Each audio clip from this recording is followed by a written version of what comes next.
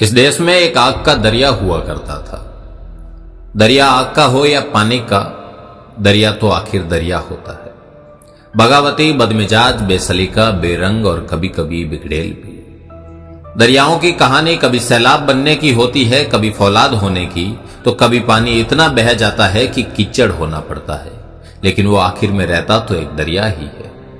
मुनीर नियाजी का एक शेर अगर इस दरिया की शान में कहा जाए तो तस्वीर से शायद धुंधलापन छंट सकता है कि तुमने तो आदत सी बना ली है मुनीर अपनी, जिस शहर में भी रहना बस उकताए हुए रहना। इस दरिया की तासीर बस यही थी, मिजाज का बगावती, पेशे से आंदोलनकारी और जुबान का राजपूत।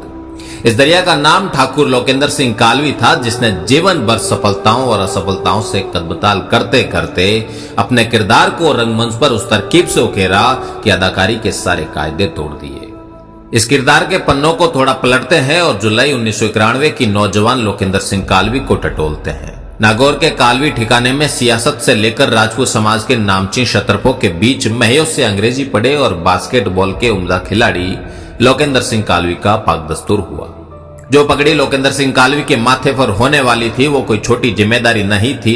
उस पगड़ी के साथ एक जिम्मेदारी थी उस महान सामाजिक परंपरा को आगे बढ़ाने की, जिसे सर्वज्ञ कालवी साहब ने उम्र भर साकार किया।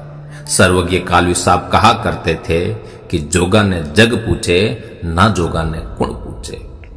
मैंने लोकेंद्र सिंह कालवी साहब से यह बात ना जाने कितने मंचों से सुनी थी कि मैं माथे पर कल्याण सिंह कालवी की पगड़ी पहनता हूं और इसका मुझे हमेशा गर्व है, लेकिन अगर मैं मेरे गांव के हरिजन की पगड़ी भी पहनता तो उसका भी मुझे उतना ही गर्व होता। मैंने अपने पिता से सीखा है, जो अपनी जात का नहीं वो अपने बाप का नहीं, और जो अपने बाप का नहीं वो राष्ट्र का कैसे हो सकता है।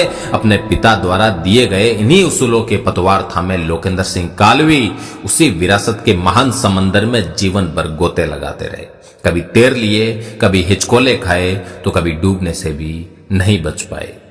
आज कालवी साहब नहीं रहे, उनके पीछे एक बड़ी विरासत है। कालवी परिवार की एक महान परंपरा है।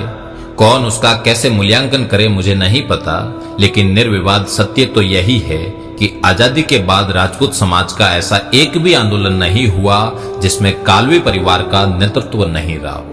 आंदोलन सफल और असफल होते हैं, व्यक्ति कामयाब और नाकामयाब होता है, लेकिन विचार हमेशा जिंदा रहते हैं। किसी ने ठीक कहा है कि सुकरात उस दिन जहर ना पीता तो मर जाता।